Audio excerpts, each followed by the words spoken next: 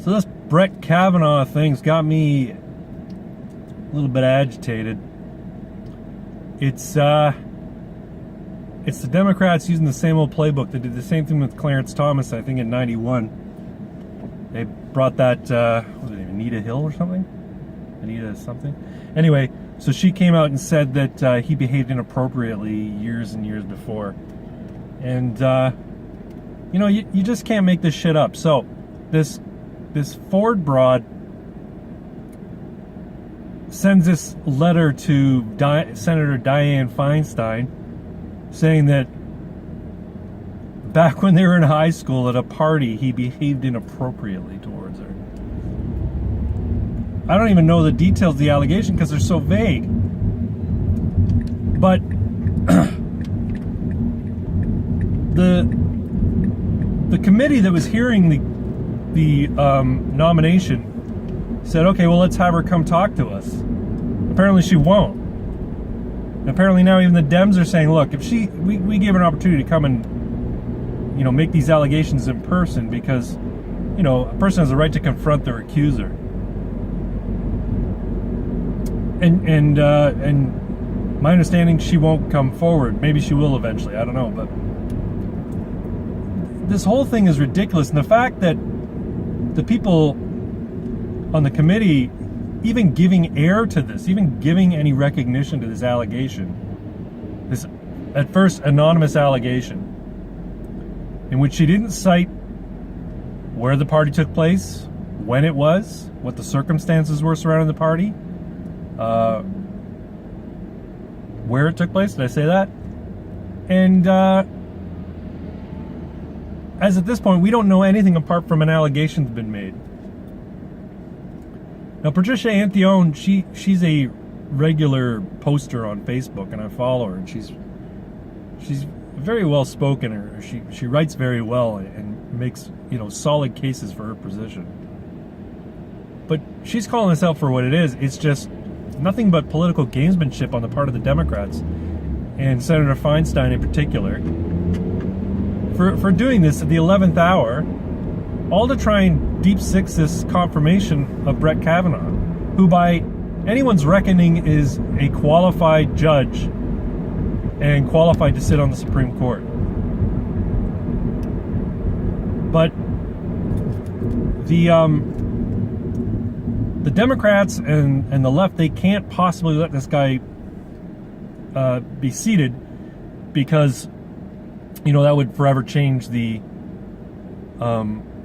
balance of power in the Supreme Court, right? It would be conservative judges having majority in the Supreme Court, and the Democrats just can't let that stand. But it's really irritating to see this stuff. I mean, pardon me for saying this, but fuck me too. It's a load of horse shit.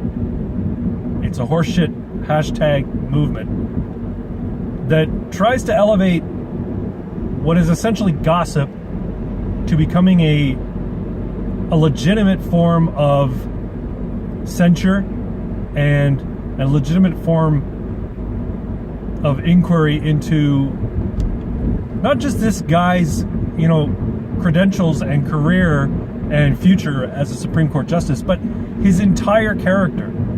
And you know what, like, the United States being the litigious country that it is, if I were Kavanaugh, I would slam this woman and Feinstein with the most serious libel lawsuit. And he'd have a case too. You can't just come out and say, this happened to me 40 years ago and I can't provide any proof of it. All I can say is that it happened and you need to believe me. Listen and believe, right?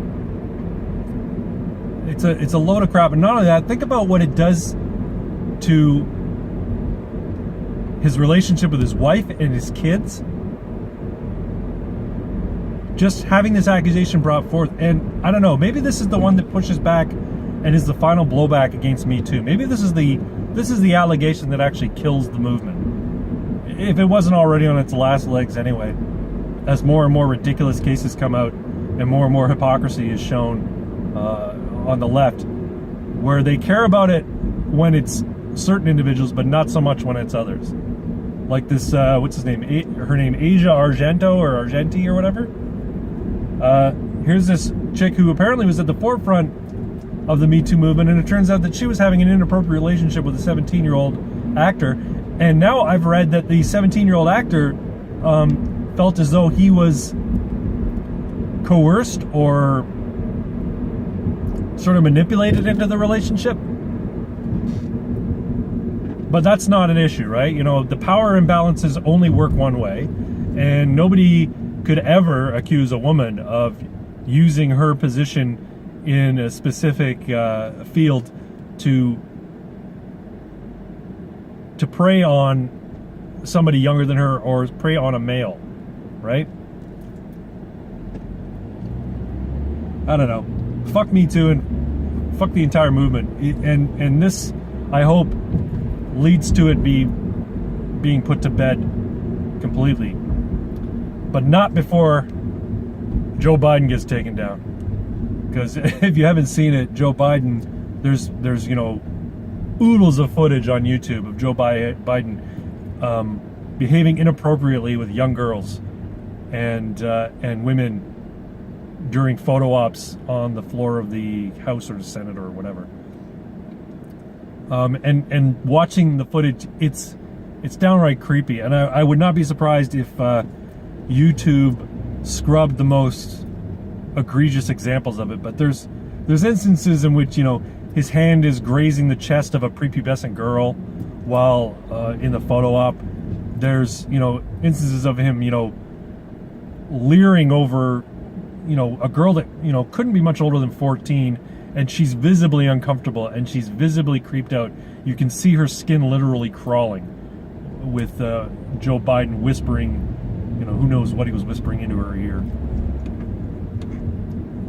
It's just, it really bothers me, the hypocrisy of it all, when you've got Democrats on the left screaming about this, and the worst is that the Republicans are giving air to it, are giving it legs when they don't need to.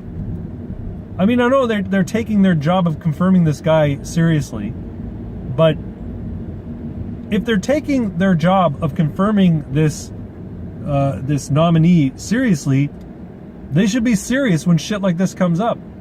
Like all this stupid theatrics from the Democrats in the committee, from Cory Booker to Feinstein to Kamala Harris, you know, they gave them a lot of leeway on that, and I can't see why. I don't know why these people weren't, you know, admonished more heavily by the people on the other side of the aisle in this instance. Anyway, I just, the whole thing disgusts me. The whole Judge Roy Moore thing, what I found was like sickening too. And you notice, hey, he didn't win the election, and what happened to the allegations? Oh, they just up and vanished, like they were never even made. But I guess, you know, if you've got a play that works, you use it, right? And that's what the Democrats are using. It didn't work for Clarence Thomas though, so I don't think it's going to go anywhere with this Brett Kavanaugh nomination either. Clarence Thomas is still sitting on the bench, so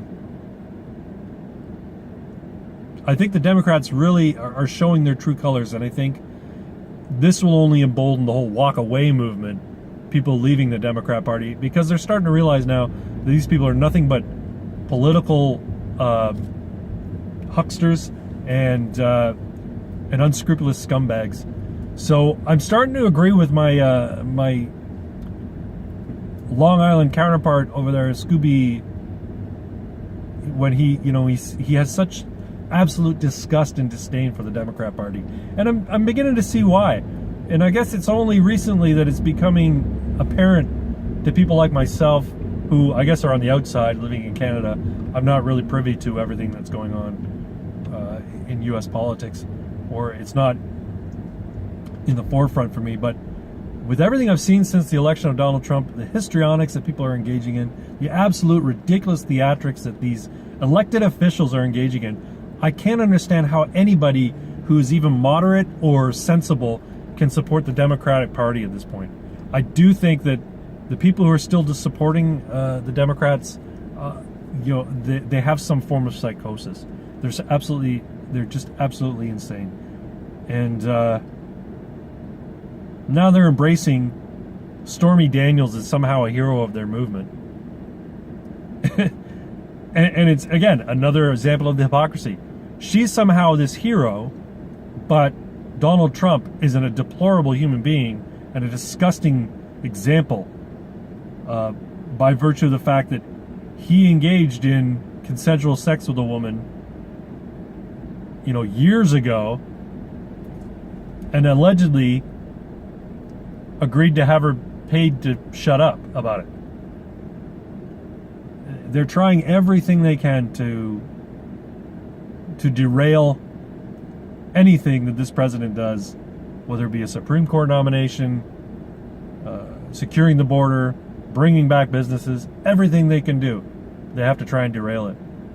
And it's becoming so apparent now that they're just a bunch of political hacks and just garbage humans. Every one of them engages this kind of behavior. So I'm looking forward to the vote and the confirmation on Kavanaugh. It's going to happen whether they like it or not. And I would love to see people,